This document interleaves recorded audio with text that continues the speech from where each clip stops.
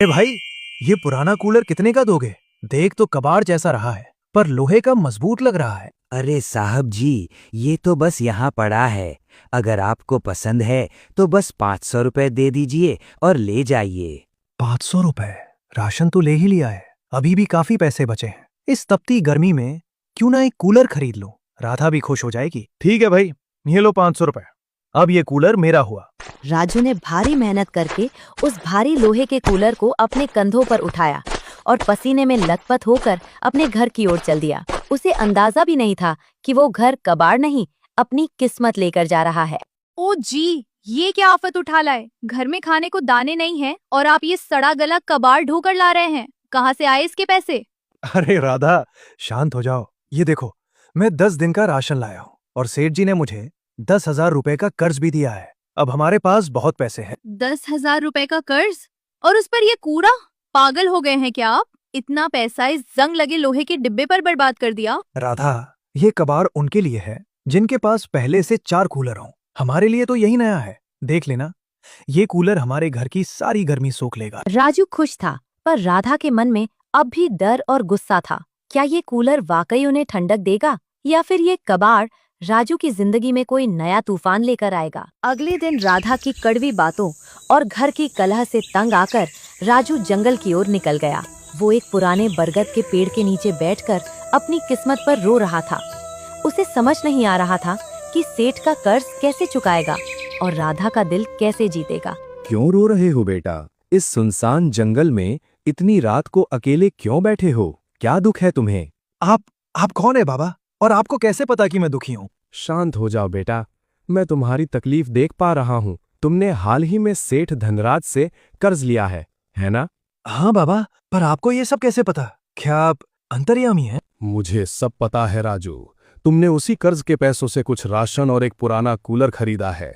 पर ध्यान से सुनो, वो जो कूलर तुम कबाड़ से घर लाए हो, वो कोई साधारण मशीन नहीं है। उस लोहे के ढांचे में एक जिन की आत्मा कैद है।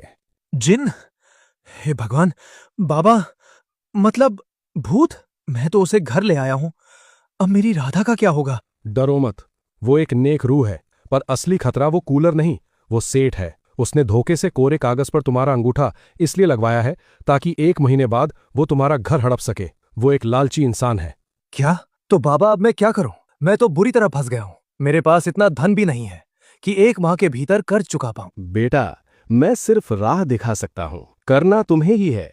बस घर जाओ, कूलर चालू करो और उससे कहो, हे कूलर की आत्मा प्रकट हो। वो जिन तुम्हारी मदद करेगा, वो तुम्हें गरीब से राजा बना देगा। सच में बाबा, वो मेरी सारी इच्छा पूरी करेगा? हाँ, परंतु उसकी एक शर्त होगी जो तुम्हें पूरी करनी होगी। जाओ राजू, अपना भाग्य आजमाओ। राजू ने बाबा के पैर छुए और उनका आशीर्वाद लेकर अपने घर की तरफ ऐसे दौड़ा जैसे उसके पीछे पागल हाथी पड़ा हो। उसे अब डर नहीं, बल्कि एक नई उम्मीद दिखाई दे रही थी। राजू हांफते हुए अपने घर पहुंचा। घर में सन्नाटा था, पर उसका दिल जोर जोर से धड़क रहा था। साधु बाबा की बातें उसके कानों में गूंज रही थी। आधी रात हो रही, पागल हो गए हैं क्या आप? कहाँ थे इतनी देर तक? राधा, थोड़ा सब्र करो, बस थोड़ी शांति रखो। आज सब ठीक होने वाला है। तुम बस ये बताओ कि वो कूलर कहाँ है जो मैं कबाड़ से लाया था? वो रहा अंदर के कोने में, धूल फाक रहा है आपकी तरह। क्या करेंगे उसका? राधा, इधर आओ और मेरे पास खड़ी हो जाओ। आज हमारी किस्मत बदलने वाली है। बस तुम ये राज किसी को बताना मत। ओ कूलर वाली आत्मा, आप सुन रहे हैं ना? मेरी मदद कीजिए और प्रकट होइए। अचानक कूलर के पंखे तेजी से घूमने लगते हैं और तभी कूलर से एक भारी आवाज आती है। बताओ राजू, क्या सेवा करूं मैं तुम्हारी? मैं सब सुन रहा हूं और सब देख भी पा रहा हूं। हे भगवान, भूत! भागो जी भागो, ये कूलर बोल रहा है, ये हमें खा जाएगा, बचाओ! अरे रुको राधा, रुको, डरो मत। ये कोई भूत नहीं है, ये जादुई कूलर है। देखो, ये बोल रहा है, तभी तो जादुई है। सच में ये हमारी इच्छा पूरी करेगा? पर जी, अगर ये कोई राक्षस हुआ तो मुझे डर लग रहा है। अरे टेंशन मत लो, अगर ये राक्षस हुआ तो मैं इससे कहूंगा कि मुझे अपना भोजन बना ले, पर मेरी पत्नी को छोड़ दे। अब खुश? तब तो ठीक है, चलिए फिर से इसके पास चलते हैं। ओ कूलर वाली आत्मा, आप सुन रहे हैं ना?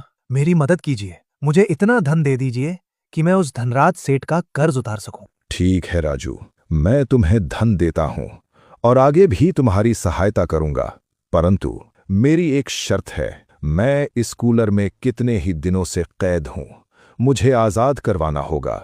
आजाद? मैं तैयार हूं, बताओ क्या करना होगा। पास के घने जंगल के बीचों बीच एक पवित्र तालाब है।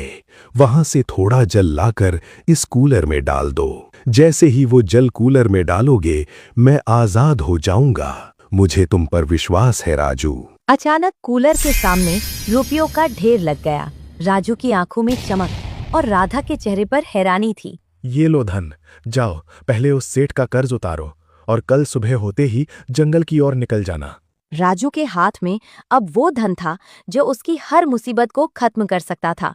बिना देर किए राजू सीधे सेठ धनराज की दुकान पर पहुंचा। कल तक जो राजू राशन के लिए गिड़गिड़ा रहा था, आज उसके कदमों में गजब का आत्मविश्वास था। ये लो सेठ धनराज, तुम्हारे पूरे 10,000 रुपए, और ये ऊपर से इसका ब्याज भी। मेरा हिसाब चुकता करो। धन? अरे राजू भाई, इतना सारा धन तुम्हारे पास एक ही रात में कहां से आया? कहीं कोई चोरी डकैती तो नहीं की? वो सब छोड़ो सेठ, पहले मुझे मेरा अंगूठा लगाया हुआ वो कोरा कागज वापस दो। और हाँ, 1 महीने का राशन भी अब से मेरा कोई हिसाब बाकी नहीं रहना चाहिए। अरे गुस्सा क्यों होते हो राजू भाई?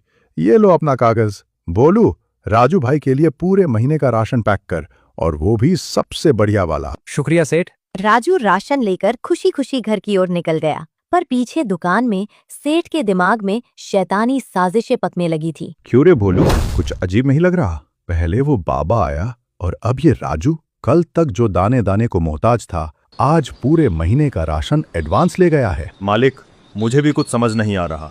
दाल में कुछ काला नहीं, बल्कि पूरी दाल ही काली लग रही है। कुछ तो गड़बड़ है भोलू, और उस गड़बड़ का पता मुझे लगाना ही होगा।